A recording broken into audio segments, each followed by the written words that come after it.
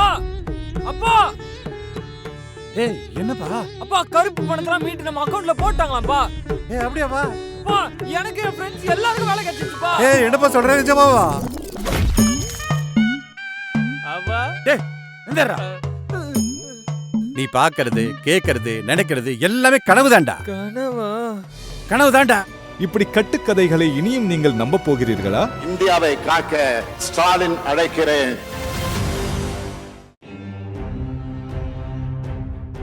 தேர்தலில் போட்டியிட வேண்டும் என்றால் கோடிக்கணக்கில் பணம் செலவாகும், என்னால் செலவு செய்ய முடியாது, அதனால் நான் போட்டியிடவில்லை, என்ன சாதி என்ன மதம் என்றெல்லாம் கேட்பார்கள், அதனால் நான் போட்டியிட விரும்பவில்லை.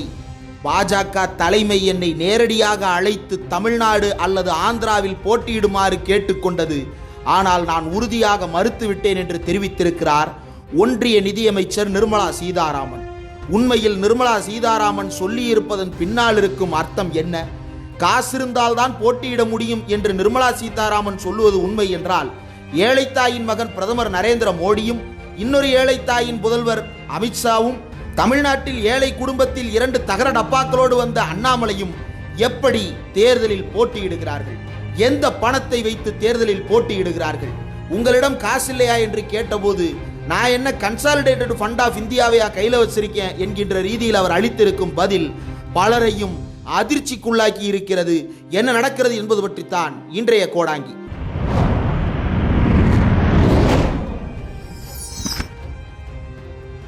(2024) டைம்ஸ் நவ் சம்மிட்டில் பேசிய நிர்மலா சீதாராமனிடம் நீங்கள் ஏன் இந்த தேர்தலில் போட்டியிடவில்லை என்ற கேள்வி எழுப்பப்பட்டது.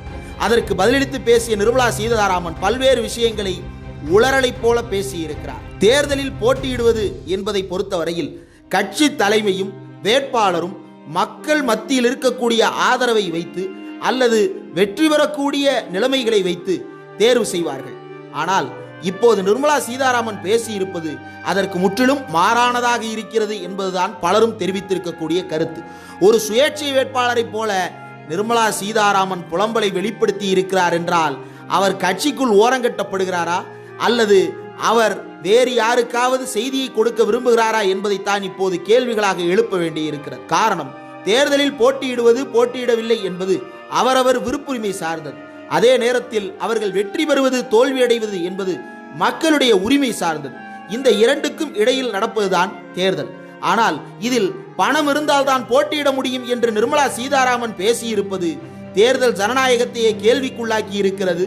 அவர்கள் கையில் இருக்கக்கூடிய தேர்தல் ஆணையத்தினுடைய நன்மதிப்பை சிதைப்பதாக அமைந்திருக்கிறது. ஒன்றிய அரசு இந்த தேர்தல் கமிஷனை என்னவாடு படுத்தி வைத்திருக்கிறது என்கின்ற கேள்வியை எழுப்ப வேண்டிய நிலையை உருவாக்கி இருக்கிறது.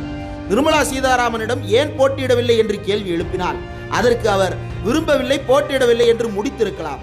ஆனால் அவர் புலம்பத் தொடங்குகிறார் என்கின்ற போதே உள்ளுக்குள் ஏதோ ஆறாத ரணம் இருக்கிறதா என்கின்ற கேள்வியும் சேர்ந்தே வந்து விடுகிறது. அவர் நான் காசில்லை அதனால் போட்டியிடவில்லை, என்னை கூப்பிட்டு கேட்டார்கள் நீங்கள் ஏன் தென்னகத்தில் போட்டியிடக்கூடாது, உங்களுக்கு தமிழ்நாடும் ஆந்திராவும் திறந்து வைக்கப்படுகிறது, இந்த இரண்டில் எங்கு வேண்டுமானாலும் நீங்கள் போட்டியிட்டுக் கொள்ளலாம் என்ற ஆப்ஷன் எனக்கு கொடுக்கப்பட்டது. நான் அதை மறுத்துவிட்டேன். காரணம், 7 நாட்கள் முதல் 10 நாட்கள் வரை நான் தீவிரமாக சிந்தித்து பார்த்தேன். சிந்தித்து பார்த்ததன் அடிப்படையில் என்னிடம் போதிய பணம் இல்லை, என்னிடம் இருப்பது என்னவோ அதை வைத்து நான் போட்டியிட முடியாது என்று குறிப்பிட்டிருக்கிறார் நிர்மலா சீதாராமன். மேலும் அவர் அத்தோடு நிறுத்திக் கொள்ளாமல் பத்திரிகையாளரின் கேள்வி ஒன்றுக்கு பதில் சொல்லுகிறேன் என்கின்ற பெயரில் சொன்ன விஷயம்தான் மோடியை நேரடியாக வம்பிழுப்பதாக மாறியிருக்கிறது. இந்தியாவினுடைய நிதியமைச்சராக இருக்கிறீர்கள், உங்களிடம் பணம் இல்லையா என்று கேட்ட பொழுது நிர்மலா சீதாராமன் அவர்கள், நான் நிதியமைச்சர் தான், அதற்காக இந்தியாவினுடைய கன்சாலிடேட்டட் ஃபண்ட் எனக்கு சொந்தமல்ல, அதாவது இந்தியாவினுடைய பிரதான கஜானாவாக அறியப்படும் கன்சாலிடேட்டட் ஃபண்ட் ஆஃப் இந்தியா எனக்கு சொந்தமானது அல்ல என்று பேசியிருக்கிறார். அப்படி என்றால் கன்சாலிடேட்டட் ஃபண்ட் ஆஃப் இந்தியா அளவுக்கு காசு இருந்தால்தான் தேர்தலில் போட்டியிட முடியுமா? அல்லது போட்டியிடக்கூடியவர்கள் எல்லாம் கன்சாலிடேட்டட் ஃபண்ட் ஆஃப் இந்தியாவிலிருந்து காசை அடிக்கிறார்களா என்கின்ற கேள்வியும் எழுகிறது. அண்ணாமலை, தமிழிசை சவுந்தரராஜன், அமித்ஷா, மோடி ஆகியோர் எல்லாம் கன்சாலிடேட்டட் ஃபண்ட் ஆஃப் இந்தியா அளவுக்கு சொத்து குவித்து வைத்துத்தான் இந்த தேர்தலில் இறங்குகிறார்களா அல்லது அந்த கன்சாலிடேட்டட் ஃபண்ட் ஆஃப் இந்தியாவையே பயன்படுத்தி இந்த தேர்தலை சந்திக்கிறார்களா என்கின்ற கேள்வியை எழுப்புகிறார்கள் அரசியல் நோக்கர்கள். தேர்தலில் போட்டியிடக்கூடிய அண்ணாமலை 2 தகரடப்பாவோட நான் வந்தேங்கண்ணா என்று பேசுகிறார். 8 லட்சம் ரூபாய் மாதம் எனக்கு உதவி செய்வதற்கு புரவலர்கள் இருக்கிறார்கள், நண்பர்கள் இருக்கிறார்கள், அதனால் நான் இப்போது வேலை பார்த்துக் கொண்டிருக்கிறேன் என்று குறிப்பிடுகிறார். பிரதமர் மோடியோ இப்போதும் கூட நான் ஏழை தாயின் மகன்தான் என்று குறிப்பிட்டுக் கொண்டிருக்கிறார். சம்பளத்தை தவிர கால் துட்டு சேர்க்கவில்லை என்று பேசுகிறார். இப்படி சம்பளத்தில் வாழக்கூடிய வரி வீட்டு பிள்ளைகள் எல்லாம் எப்படி தேர்தலில் போட்டியிடுகிறார்கள்? அவர்களுக்கு யார் பணத்தை இறைப்பது? அவர்கள் அவ்வளவு பணத்தை எங்கிருந்து கொள்ளையடித்து சேர்த்திருக்கிறார்கள் என்ற கேள்வி எல்லாம் நிர்மலாவினுடைய பதிலிலிருந்து எழத் தொடங்கி இருக்கின்றன. நிர்மலா சீதாராமன் கூற்றுப்படி என்னுடைய சம்பளம், என்னுடைய வருமானம், என்னுடைய சேமிப்பு, இதை தவிர என்னிடம் வேறு காசு இல்லை என்று சொல்லுகிறார். அதாவது வருமானம், சேமிப்பு, சம்பாத்தியம், இதை தவிர வேறு எந்த காசும் இருந்தால் மட்டும்தான் தேர்தலில் போட்டியிட முடியும் என்று அவர் நினைக்கிறார். அப்படி என்றால் சம்பளத்தையும் சேமிப்பையும் தவிர மோடிக்கு என்ன வகையில் காசு வந்து சேருகிறது தேர்தலில் போட்டியிடுவதற்காக? சம்பளத்தையும் வருமானத்தையும் தவிர அண்ணாமலைக்கு எந்த வகையில் காசு வந்து சேருகிறது தகரடப்பாக்களில் இந்த தேர்தலில் போட்டியிடுவதற்காக? இப்படி பல்வேறு சர்ச்சைகளை கிளப்பி இருக்கிறது நிர்மலா சீதாராமன் அவர்களுடைய பேச்சு. ஏற்கனவே பாஜகவிற்கு உள்ளேயே மோடி அரசுக்கு அதிருப்தி கிளம்பி இருக்கிறது. அதனால்தான் பல்வேறு வேட்பாளர்கள் வேட்புமனு தாக்கல் செய்வதற்கு முன்னாலேயே பாஜகவில் இருந்தும் பாஜக வேட்பாளர் பட்டியலில் இருந்தும் விலகி ஓடுவதாக அறிவித்துக் கொண்டிருக்கிறார்கள். சிட்டிங் எம்பிக்கள், சிட்டிங் எம்எல்ஏக்கள் என்று பல பேர் நான் தேர்தலை விட்டே ஒதுங்கி ஓடுகிறேன் என்று சிதறிக் கொண்டிருக்கிறார்கள். கூட்டணியில் இருந்த பல்வேறு கட்சிகள் உடைப்படுத்தி ஓடிக்கொண்டிருக்கிறார்கள். சிரோன்மணி அகாலிதளம் முறித்துக் கொண்டது, பிஜு ஜனதாதளம் முறித்துக் கொண்டது, வடகிழக்கு மாநிலங்களில் பிஜேபியை பின்வாங்கிக் கொண்டது. உத்தரப்பிரதேசத்திலும் மேற்கு வங்காளத்திலும் குஜராத்திலும் தொடர்ந்து வெற்றி பெற்ற பல வேட்பாளர்கள் இப்போது நாங்கள் போட்டியிடவில்லை என்று வெளியேறி இருக்கிறார்கள். பட்டியலை இப்போது வரைக்கும் முடிக்க முடியாமல் திணறிக் கொண்டிருக்கிறது பிஜேபி. இந்த சூழ்நிலையில் அமைச்சர் நிர்மலா சீதாராமன் காசு இருந்தாதான் போட்டியிட முடியும் என்று பேசியிருப்பது நிர்மலாவும் என்ன வகையில் பாதிக்கப்பட்டிருக்கிறாரோ என்கின்ற கேள்வியை எழுப்பிக் கொண்டிருக்கிறது. இந்த சூழ்நிலையில் தான் தேர்தல் நடைபெற்று கொண்டிருக்கிறது. எந்த காசும் இல்லாமல் போட்டியிட முடியாது என்று நிர்மலா கூறுகிறார்.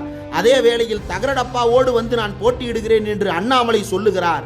இந்த இரண்டுக்கும் இடையில் இருக்கக்கூடிய பல கோடி இடைவெளி எப்படி நிரப்பப்படுகிறது, யார் நிரப்புகிறார்கள் என்கின்ற கேள்விகளுக்குத்தான் தேர்தல் பத்திரங்கள் பதிலாக வந்து நிற்கின்றன.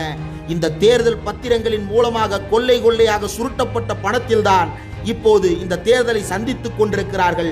மேலும் தேர்தல் பத்திரம் மட்டுமல்லாமல் எலக்ட்ரல் ட்ரஸ்ட் எனப்படும் இன்னொரு வகையான தேர்தல் நிதியளிப்பின் மூலமாகவும் பிஜேபி இடி மற்றும் சிபிஐயை பயன்படுத்தி பணத்தை வாரி சுருட்டி கொண்டிருக்கிறது. இந்த சுருட்டப்பட்ட பணத்தில் தான் இந்த தேர்தல் நடத்தப்படுகிறது. தேர்தல் நடத்தை விதிமுறைகள் பல இடங்களில் மீறப்படுகின்றன. கம்யூனல் டென்ஷன் எனப்படும் சாதி ரீதியான பதற்றத்தையும் மத ரீதியான பதற்றத்தையும் இன ரீதியான பதற்றத்தையும் தூண்டும் வகையில் மோடி பிரச்சாரத்தை செய்து கொண்டிருக்கிறார். தேர்தல் ஜனநாயகம் முற்றுமுழுதாக பாழ்பட்டு போயிருக்கிறது என்று அமெரிக்கா வரைக்கும் கேள்வி எழுப்ப தொடங்கி இருக்கிறார்கள். United States department of State எனப்படும் அமெரிக்காவினுடைய உள்துறையிடம் கேள்வி எழுப்பப்பட்ட போது அரவிந்த் கெஜ்ரிவால் கைது செய்யப்பட்டதை நாங்கள் பார்த்து கொண்டுதான் இருக்கிறோம். காங்கிரசின் கணக்குகள் முடக்கப்பட்டதையும் நாங்கள் கவனித்துக் கொண்டுதான் இருக்கிறோம். முடக்கப்பட்ட அந்த கணக்குகளின் மூலமாக தேர்தல் என்பது ஃபேர் அண்ட் ஃப்ரீயாக நடப்பது மறுக்கப்பட்டிருக்கிறது. அதாவது சுதந்திரமான சமமான தேர்தல் நடத்தப்படுவது இந்த இடத்தில் கேள்விக்குறியாகி இருக்கிறது. நாங்கள் இதனை கவனித்துக் கொண்டுதான் இருக்கிறோம் என்று குறிப்பிட்டிருக்கிறார்கள் United States department of home. என்ன நடக்கிறது பொறுத்திருந்து பார்ப்போம்.